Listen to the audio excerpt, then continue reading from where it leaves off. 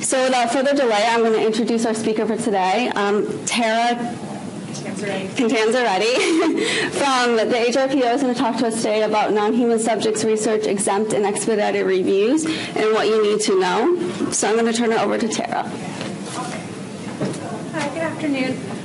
I'm going to be talking today about non-human subjects research, exempt, and expedited review, kind of go through some of the definitions, some of the different categories that we look for when we look at your research, part of what our process is, and then also part of our application that might be relevant to you in doing these kinds of research. So the first question we get asked a lot is, does your project require IRB review? And our investigator manual indicates that you're responsible not to conduct human research without prior IRB review and approval, or determination that your research is either not research or is exempt. So we would recommend generally if you call us to ask that question that you submit to us some type of an application and let us be the ones to make the determination. That way we're all protected that you've had the determination made by our office. Whenever any protocol comes in, whether it comes in as you think it's non-research or a full application, we look at a couple different questions, and we're always looking to path these things with the least burdensome path possible for you as well as for us. The first question we're going to ask is it research? If we determine it is research, are human subjects involved? Is University of Maryland, Baltimore engaged in the research? Is it possibly exempt? Does it qualify for expedited review? If none of these things apply, then it's going to go to the full board to make a risk level determination and to review your application. So is it research? There's two different definitions of research that we have to take a look at. One is DHHS and one is FDA. There's some overlap. We're going to talk in a minute about the key difference. Most of the research applications we get, this is the definition that we're really going to be working off of. So the definition is that it's a systematic investigation, including research, development, testing, and evaluation, designed to develop or contribute to generalizable knowledge. So some important parts of that definition. Systematic is having or involving a system, method, or plan. Investigation is a searching inquiry for ascertaining facts, detailed or careful examination. Is it designed to develop or contribute to generalizable knowledge? So is it done with the purpose or the intent? And the intent is really important when we're looking at if something is research or not. We're going to talk about quality improvement a little later on, and that's really key for that type of project. And is it generalizable, universally applicable? So can it be replicated at other institutions? Is it meant for other people to take your results and apply them to their own either institution or further information? If any of these are no, the project is not research under DHHS.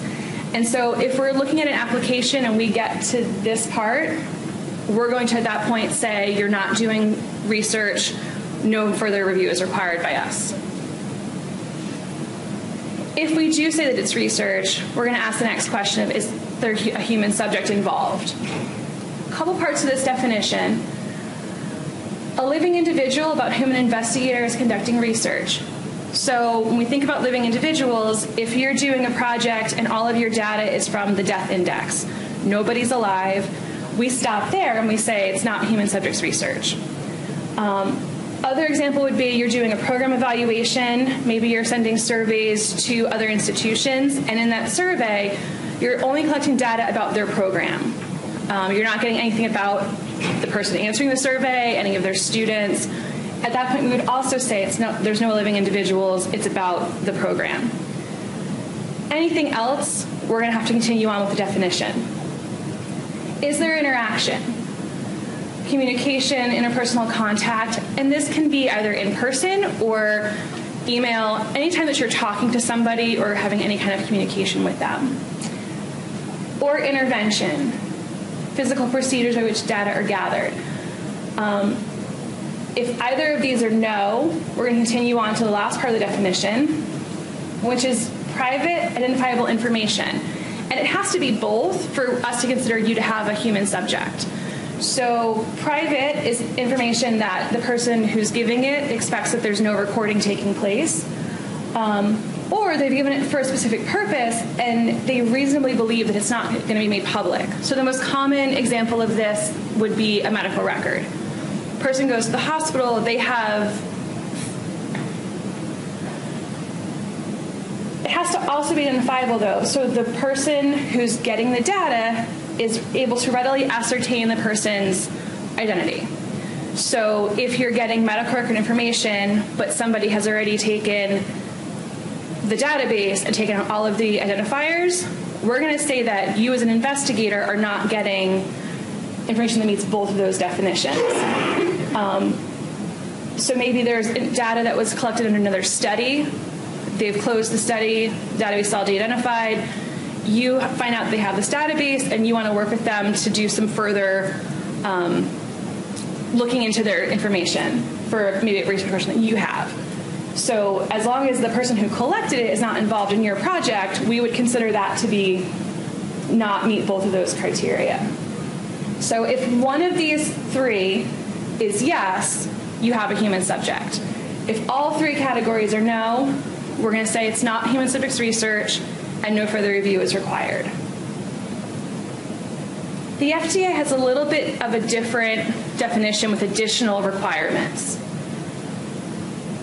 For them, research is an experiment that involves a test article and one or more human subjects and meets any of the following. So basically, it's if you're using a drug in a way that's an unapproved use, a device, you're looking at it for safety or effectiveness, or you're going to be giving the data to the FDA to change labeling, marketing, things of that nature. Their definition of a human subject can be either somebody who becomes a participant in the research, either as a recipient of a test article or as a control, so they get a study drug, they get placebo, either way they're a human subject. It can be a healthy individual or a patient, or it's a human subject, could include someone whose specimen is being used to test a device. So where this can get a little bit tricky is if you're an investigator and you're looking at, say, a new assay, and your sponsor is giving you de-identified blood samples. You're using their samples to test the medical device. It's FDA human subjects research. Whereas in the situation with DHHS, we had said before, as long as you can't tell who that person is, it's not a human subject. If you're using the test article on anything that has to do with them, it would be a human subject. To make those two definitions mesh together, we're going to ask you 4 questions in your application. Will the activity involve the use of a drug in one or more persons that is not the use of an approved drug in the course of medical practice?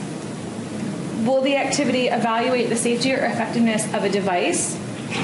Will the data regarding the participants be held for inspection by the FDA as part of application for research or marketing permit? And this last one is what I was just talking about, is will the data recording the use of the device on the specimens be submitted to the FDA? So if any of these are a yes, we have a human subjects research project under the FDA definition. So you can have a project that is not HHS human subjects research, but the FDA says it is. If we get the answer, if anything is a human subject, we're going to give you that determination that you have to submit a full application. If we determine that you are conducting research, before we complete a full application, the next question we're going to ask is, are you engaged? You're considered engaged from the investigator manual with a human subject if you intervene or interact with living individuals, or you obtain information about them that's private and identifiable for your purposes of research. Our site is considered engaged if we're receiving federal monies.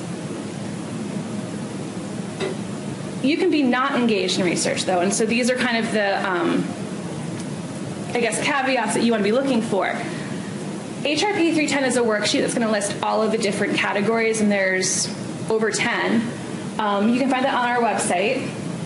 But the 2 most common that we're going to see are University of Maryland is not a study site, but we're going to administer a one-time or a short-term intervention for somebody else. So an example of this could be we have an individual who is enrolled in an oncology protocol in California.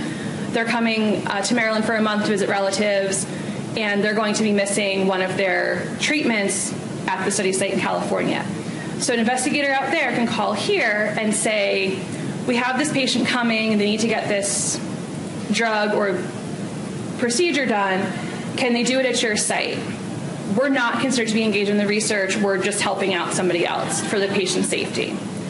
Another common one that we might see is that the organization is informing participants about a study, but we're not doing anything further. So maybe we're giving out flyers, or we're looking at our own patient data to tell another investigator, hey, these are 3 people who might be able to enroll in your study. But then those investigators are obtaining the consent and everything else is by those investigators. It's human-based research, but we're not engaged in it. So if you have a project that you think might meet any of those definitions, what we would recommend is that you submit to us a sister application. On the first page, it's going to ask you what type you're submitting. Unsure if this requires IRB review is one of the options. When you do that, there's no departmental review. It's going to come right to our office. We typically take a look at that within 1 business day. We may have some queries for you, but it'll save you some time if you think that you possibly meet those definitions.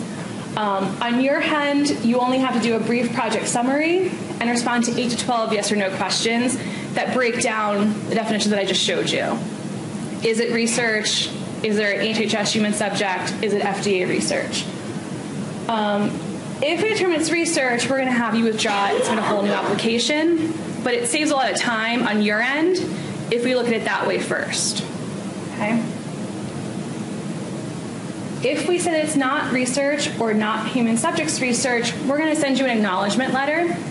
The important part to this is that it only applies to what's been described in the application.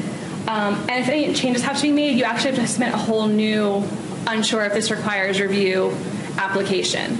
There's no way to modify not research or not human subjects research. But at that point, you're done with us. Same thing for not engaged. Again, it only applies to what you've submitted. Any changes have to be submitted as a new application, but at that point, we're done. So what I want to take a look at as a group are a couple of examples and have you come to your own conclusion of what you think it is, maybe why, and we can talk about these a little bit. So just take a minute to read this example. Anybody have any thoughts? Okay, so the first question we're going to ask is it research? Is there a systematic investigation? See a lot of yes, okay. Is it intended to contribute to generalizable knowledge? Okay, so now we're going to ask the human subjects questions. Is it about living individuals? Okay, so possibly. If it was to be living individuals, is there any interaction with them? No, okay. Is there any intervention? Is it private and identifiable information? No, it's in a journal, so it's being de-identified before they even get it. So we're going to say at this point, it's not human subjects research. There's also no test article, so the FDA is not going to apply. Okay, good. How about this one?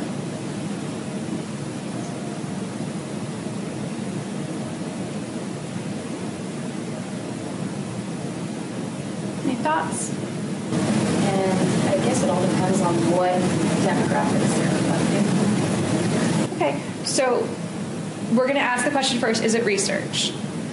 So you said it's probably not generalizable, right? If we hit that part and we say it's not research, we're done. So they can collect person's name, that information, and we wouldn't have any need to oversee that because it's not for research purposes. Okay. This is also an example of a really good application. The more clearly you can lay out when you're submitting to us your project summary why it's not meeting those definitions, the easier it is for all of us involved in your review.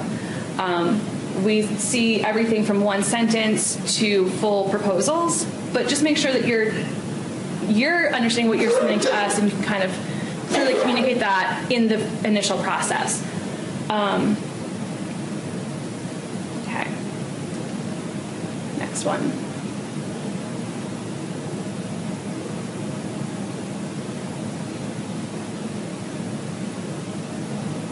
thoughts? All right, so the first question again is it a systematic investigation? Seems like, yeah, qualitative interviews. Is it intended to result in generalizable knowledge? Yeah. Medicare and Medicaid apply to the whole country, okay? Is it about living individuals? Maybe. You shaking your head no. What's your thought? It's better to assume that it is versus just assume that it isn't. True. So at this point, I would probably want to go back and ask for more information. I would want to see what the survey is asking for. Because it could be about, they could be surveying the young adults, in which case it's absolutely research. There's interaction, there's private and final information. They may also, though, be surveying these reps, okay? And it might be about their program. If it's about their program and there's no information about the individuals that they serve, it might not be. So this is the case where I would go back to whoever submitted this and say, please provide your survey for our review. If you have that information before you submit to us, again, it's always great to give it to us up front. We can take a look at it ourselves without having to query back. But I would not make a call on this application without seeing that survey. In this case, it's that they are just getting information about the program, so this is not human subjects research. And again, no test article, so the FDA is not applying. I have a question. Yeah. So, in order for the representatives to answer questions about the identification and treatment of individuals, they're going to have access to private information. They're going to see it while they're scanning and getting information. They might. It's also probably information they already have privilege to be looking at in their role as the program representative. So the survey it was just things like, how many people do you serve in this time frame? Do you offer services for? And then it was like, tick off all the things that you provide. So nothing was actually about the people they were serving. It was about the program itself. Okay. Other questions? As if it were more like anecdotal information about a young adult, then that would Absolutely. the survey that would change it. Yep. Okay, how about this one?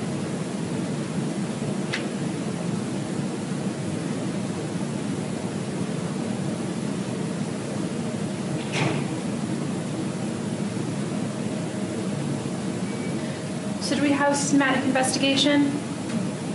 Yeah. Is it designed to contribute generalizable knowledge? Sure. Living individuals? Possibly, right? In anything that we're looking at, some people in a database may be dead, some are probably still alive. So we're always going to go to the side that's a little bit more helpful for the participant. Is there interaction or intervention? Do we have private and identifiable information?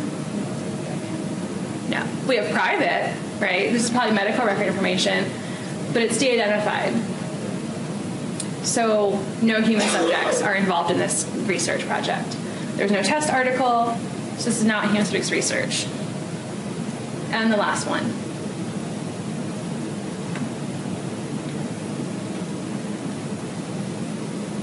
Is it research? Okay.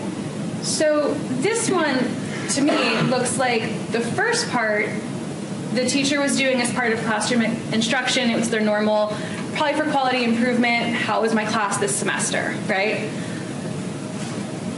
At the end of looking at that for that purpose, this person realized, oh, you know what, there's some really cool trends here that I want to look more into. I want to go back and look at last year's surveys, just compare them. As soon as the intent changed on that project, this became research, okay? Because now they want to do additional analysis for publication purposes. So to me, that says that now the intention is to be generalizable, whereas initially it wasn't. Initially, this would have gotten an NHSR determination. Once his intent changed, though, he would have had to resubmit to us. That maybe was ever submitted in the first place, and that's fine. But to let us know that this is now what I intend to do. So it is research, and Is there living individuals? Yeah. Is there interaction? Human subjects research, because his intent changed. Are there any questions on, go ahead. So because from the beginning he didn't submit his intention, then the secondary data analysis changed and became the research, and then he needed to apply again. Right, exactly.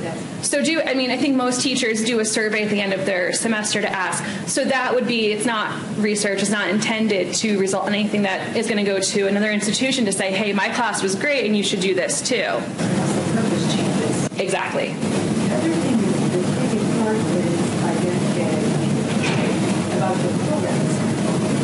So the thing is, there was interaction. There's a quantitative interviews going on. So I have interaction with the person who's going to give me the information. So the trick is it because it's about the program, or is it because I can do the same? I'm going to ask their opinion about an instrument. It's because it was about the program. So the first part of the definition is it a living individual? If we say no to that question, you're not collecting data on living individuals. So you're not collecting patient data, or like your example of anecdotal data, you're collecting just program information. So you're not collecting it on the individual. So we're going to stop there. As long as it's not a person. Right. But if it had become, like in the survey, and that's again like why the survey was really important in that case, if it had been, do you as an administrator do X? What is your role as an administrator? What do you, that kind of thing? At that point, the person being surveyed is a living individual because they're getting data on that person, not just on the program that they're responsible for. Does that make a little more sense? Okay. Any other questions on this part? Okay. So if you think you have something that does not meet those definitions, the next category we're going to take a look at is exempt research. For exempt research, you're required to fill out a full sister application. It's going to be a lot more questions than the other one. It's going to have to go to a department reviewer and possibly a specialty reviewer, depending on where you're conducting it. If you're doing it in children, those are two main reasons. We don't see it in our inbox. We don't even know that it exists until those reviews are completed. So if you ever submit something and you feel like it's in limbo, give us a call, because we don't know it's there. We can't help you do anything about it. We can tell you who the reviewer is, though, if you need to get a hold of them. We're going to turn this as exempt from further IRB review, except you can modify it if you have to. So we don't ever have to see it again unless you're changing it, is how that works out. We make the determination, same thing as the human subjects research, not the researcher. Again, that's the investigator manual. In conducting the research, you're required to follow the requirements in the investigator manual.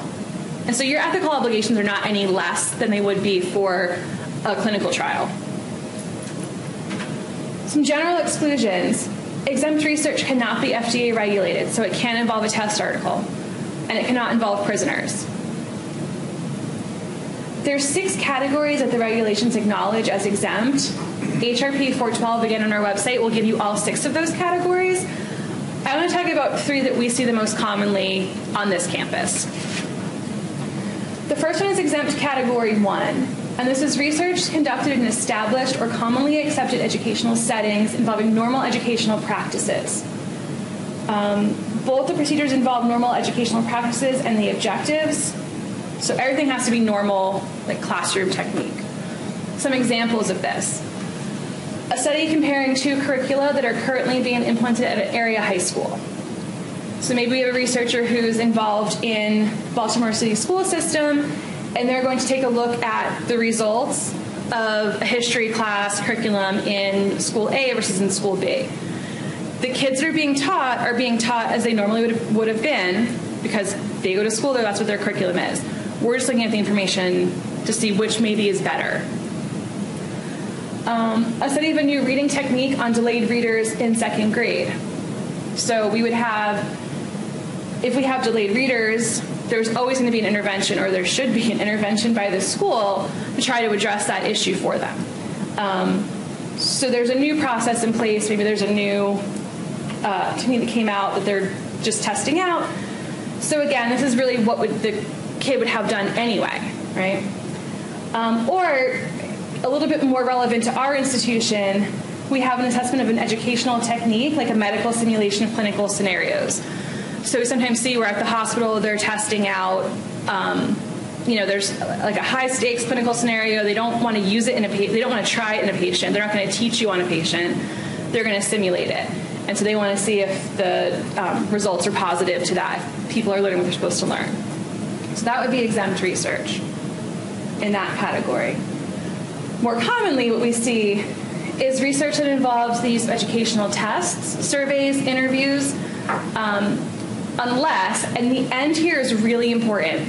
So the information obtained is recorded in a manner that you can identify the person, either directly or through identifiers linked to them, and the disclosure of their identity would place them at harm, criminal, financial, employability.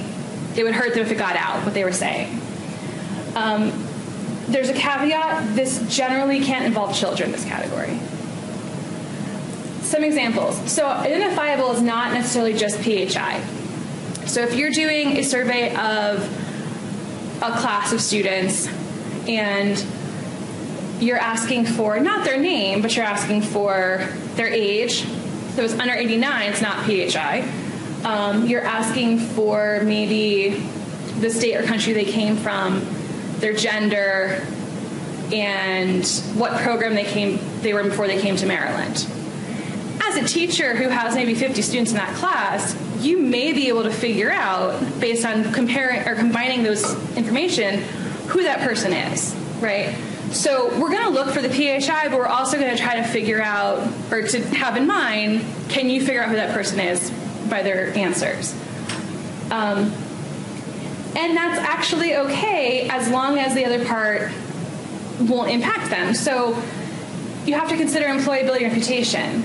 If the person can be identified and a breach of confidentiality would have a negative impact, it's not exempt. You can, though, collect potentially sensitive information as long as you keep it anonymous. So if you're doing a survey about drug use, if you're collecting demographics, PHI, things like that, it can't be exempt. If you're doing it and you're doing it maybe through SurveyMonkey, it's anonymous, there's no way to connect the person to their results, it can qualify as exempt. So that end is going to be really important for you, okay? And the other we see the most often is research that involves collection or study of existing, that's an important word, data, documents, records, specimens. If it's recorded by the investigator so that they can't be identified through any PHI or indirectly. Important things to think about. The information has to exist when you propose the research. So if you submit something to us today, the data cannot be any newer, so to speak, than today's date. It has to exist prior to the 17th of February. You have to record without any PHI, and it's a one-time access. So a way to think about this is you have a stack of medical records, you open one, you record what you need to record, not PHI, put the record away, you don't ever go back to it. So you can't keep a master list in case you have to go back and look at it again. You have to be done with it. If you want to keep the master list, that's fine, but it's going to increase the burden of the review process for you in the long run. Yep. Would you have, wouldn't you in some cases, or can you describe a case where you wouldn't have to keep a master list just in case you're audited, or you need to verify that the data you provide is correct? So we don't require the master, for this kind of research, we don't require that for an audit. You look at the review and what category it fell into, and if you followed the exemption requirements and didn't have a master list, then you would be okay.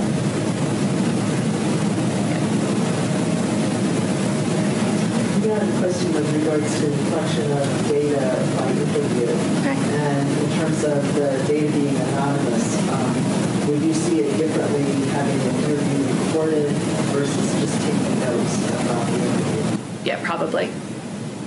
It's always going to be dependent on the specific research example. but I would say there's a possibility of an extra link to that person if you're recording it. You can hear their voice. Yeah. Yeah. Yep. Anything else? So if it's not exempt, we are going to look at the next level of review. And really it's the same, the application is going to be the same. There are 7 categories this can fall into, and they're listed on HRP 413 for you to look at later. Investigative manual applies. The big difference here is that it's going to require at least annual IRB review. So if we approve your research today, we have to get it back for a periodic check, at least by next February 17th would be when it expires. We ask for it to come in 6 weeks in advance of that expiration, but that would be the latest we could look at it. And you can modify it whenever you need to. Some key things here, just keep in mind, I'm not going to go too far into expedited categories, but it's research where there's no IND or IDE. So if you're using a drug or a device, it's the approved use, the drug is approved, it's the approved use, and you're not testing it out for further labeling purposes or ad purposes.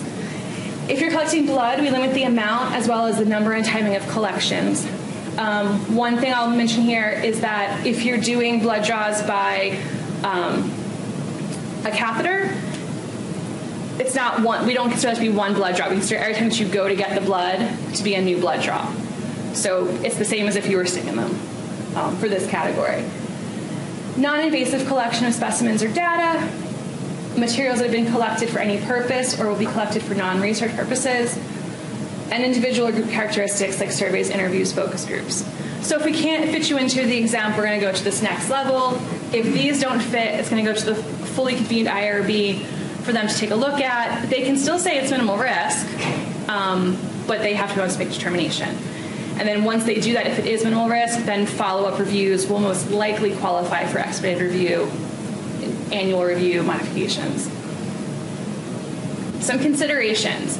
So when you're designing your research project, consider if minor changes will result in a less burdensome path for you. So if you're doing a project and everything is already in existence, you're doing a medical record review, and you send us your data collection sheet, and we see date of birth on it, that automatically is going to bump you up to an expedited review. So then you have to send us the annual reviews, more information. If you can take out the date of birth and just collect age, that can be exempt if that's not going to impact your results. Same thing with, we see a lot of people are collecting date of admission and date of discharge. Well, can you get the same information with just using length of stay? 4 days versus 2/18/16 to 2/22/16. That's the difference for you between exempt and expedited research. If you're doing a survey, do you need the person's name? Do you need their email address? If you don't, consider removing it, because it may be that you can go exempt pathway rather than expedited. Are there any questions on that? Okay. And we try our best to help you out with that. If we look at your application and say, oh, gee, if they took out this one identifier, this could go a lesser path. So we do try to help you out, but I'll keep those in mind as yourself as well. Okay. So I said earlier, when you're doing exempt or expedited research, it's a full application. It is a SMART form, so the sections populate based on your previous answers. So the full form is over 100 pages. You're not going to get all of those, especially for this kind of research. Some sections are required, though, for any application. Those are the ones that relate to the criteria for approval. So there's some that, whether you're doing a clinical trial or an anonymous survey, you're going to have to answer either way. But the majority is not going to populate for you. Some important things to know before you do an application. We're going to ask you who your team is. We're going to check their city and HIPAA training. Our requirements on the website. City training we accept is under the University of Maryland, Baltimore. There is a School of Medicine affiliation. We do not accept that training. So if you have people that are working with you on research that haven't done their training yet, help them out with that. We require either Group 1 Human Service Protection or Group 2. 1 is biomedical and 2 is social behavioral. There are additional courses you can take. We don't require you to take them. if you take the optional course rather than the course that we require, we can't accept it as a trade, okay? We're also going to ask you if you have a significant financial interest. The reason I'm bringing this up is if somebody does, it has to be reviewed by the conflict of interest officer. If there is a COI, it has to go to the full board for their review of that management plan, whether it's exempt, expedited, or full board. Okay, it's going to have to go regardless. Research protocol. So we do allow for you to upload your protocol Word document, PDF into Cicero. The application, some sections allow you to reference your protocol. Not all, so make sure that you read the instructions on each page as to whether or not you can reference your protocol. And be specific. So if you have a 5-page Word document and we ask you a question and you respond pages 1 to 4, we're going to have to come back to you and ask you for more information. And it may be that you have section headers on all 4 of those pages that do apply to that question. Give us the section headers, okay? We're going to ask you for the risk level. This is determined by, we ask you to give us your best guess or what you think it is, but this is determined by the IRB or by the designated reviewer. If it's exempt or expedited, it will be minimal risk though. You're going to get a type of research page. It's going to ask you to select from these 6 options. Based on what you select here, you're going to get many, many more questions. So you may only have to answer a couple, or you may have to answer a lot, depending on what happens here. The psychological behavioral educational section, if you're doing research that you think is going to meet that exempt category 1, the normal educational practices, that's a really important page to fill out, because that's where you justify that it's the normal education practices. That's where you put your surveys, any interviews you're doing, focus groups, sample. If there's any blood draw, spinal fluid collection, urine collection, you do the sample section. And then data. If you're looking at medical records or medical images, those are the 2 most common that we see. That's what you want to select.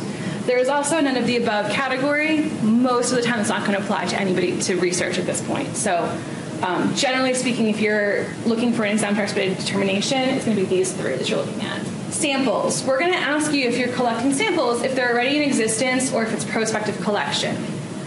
Again, already existing is as of today when it comes into the office or to the submission system.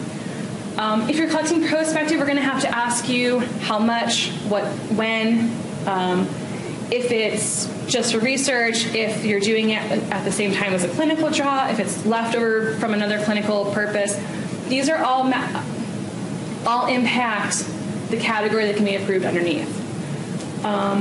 Same thing with data. So we talked about exempt with that category 4, has to be in existence. So this, if you're looking for that exemption, this information is really important to us. There's a question that asks you what you're accessing and collecting. There can be a difference. So you may be looking at a full medical record. So you're looking at name, MRN, social security number possibly, but you're not collecting it. So the best thing you can do is give us your case report from your data collection sheet. Otherwise, you'd be very, very specific in that answer, and it's probably going to cause us to come back to you and ask you for clarification. So if you have a sheet, provide it in your application. If it's prospective data collection, then you're already into that expedited criteria. So you're going to have to give us some information about what you're collecting, but it's not as picky as if you're looking for that exemption. Participant selection is going to ask you how many people you're enrolling. This can be people that you talk to or charge you access. The worldwide number includes the local number. So if you're doing research just here at Maryland and you're looking for 100 charts, those numbers are going to be equal. So there's no other sites, so there's no additional enrollment. Be mindful of over-enrollment. If you think you're going to get 100 charts, make sure that before you look at chart 101, should you happen to get more charts come back from the system, that you modify your protocol to increase that number. If you're looking at serving people and you're going to send out by email to 100 people and you think you're going to get 50 back, you might get more than that.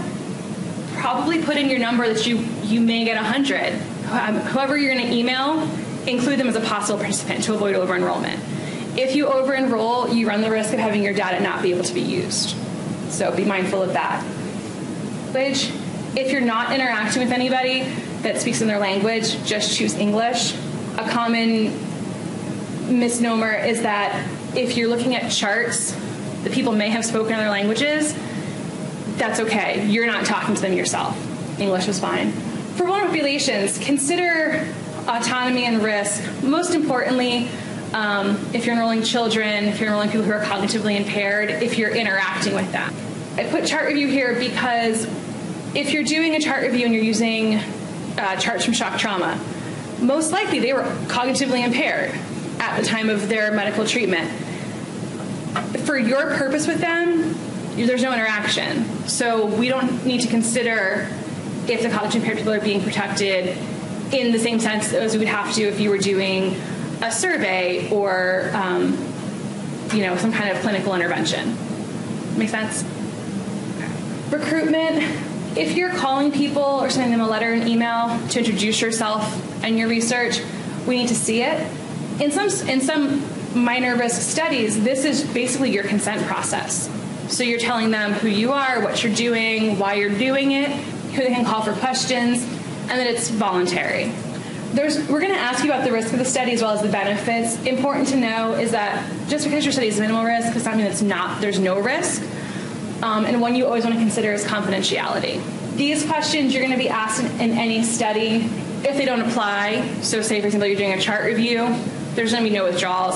NA is fine, but they're still going to populate for you. One important thing to consider with the monitoring plan is that you do have the option to monitor. We're going to ask you what you're monitoring and how often. Be mindful when you do that answer that we're going to hold you to it at your annual review. So if you say you're looking at 5 different things and you're submitting tests biannually, at your CR, we're going to ask where that report is, where the data is. If it's minimal risk, there is a provision where there's no monitoring plan necessary. Justify why you need to do it, and that might be approvable. So just make sure that you're able to do what you say you're going to do in that section. And then HIPAA. So HIPAA is going to apply here if you're affiliated with or using data from medicine, dentistry, or the VA. So I know you're all School of Nursing, so you're not affiliated with School of Medicine necessarily, but if you're getting data from the hospital, that's HIPAA applies. You either have to get written authorization from the people or justify why you can't. So there's waivers that can apply. For example, for a chart review, maybe if you're looking at 100 charts, it would be not practical necessarily to contact 100 people to get their information, to get them to sign off on it. So we may be able to provide you with a waiver if you give us the justification why you can't do it. Informed consent. You're going to get several options on this page. This is where it's important to have an understanding in your head when you're doing your application if you think it's exempt or not. If you think that your project is exempt, that's not applicable, can be selected. Knowing that if there's interaction, you still have to do a process. So email, a script, whatever there is, where you're telling them it's research, they can withdraw, it's voluntary. If it's expedited though, and you're not going to get that signature on the written informed consent document, you have to request a waiver. Waiver of consent process is when there's no interaction. It's, again, the chart review type situation. Waiver of documentation is where there's no physical signature. So this could be that you're doing a verbal consent process, maybe over the phone, maybe you're doing a focus group and you read off a script, but no one's signing off on it, okay? It also would apply if you're doing an online survey. You're going to give them the information, they're going to click I accept, or just by them doing the survey, it's implied consent, but because there's no physical signature, that's a waiver of documentation. Depending on what you select here, you're going to get different questions where you justify why you can't get this waiver, so that's why it's important to know which one you're probably going to need if you're not going to get this written consent. The next page you're going to get is the consent forms drafts. This is only for the written consent documents. We stamp them, so they're only ones that people are going to be signing off on. If you're doing an email, it's at the top of the survey, it's a phone script, put it in one of these sections below here, recruitment, survey, or additional documents. That way we don't get it, it's not getting mixed up with the written consent documents. Okay, any questions? All right, thank you. Thank you, sir.